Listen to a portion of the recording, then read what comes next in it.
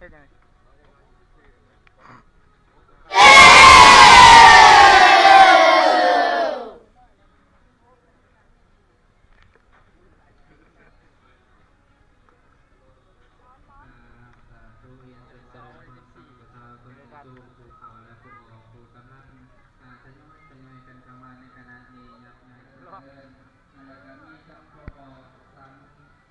คุณข้อลงพอดี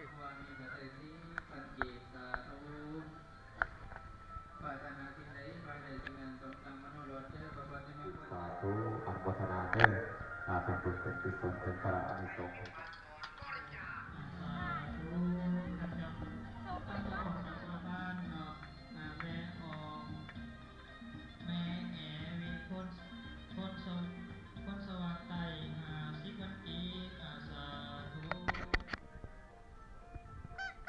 อันนี้ก็มีในองค์พุทธาทีปันบนสวรรค์ไทยของเรานี่ปันกันแล้ว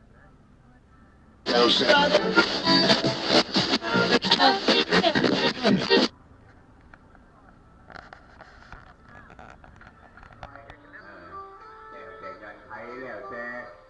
ปัญญาปารมีของใครของมันเนาะ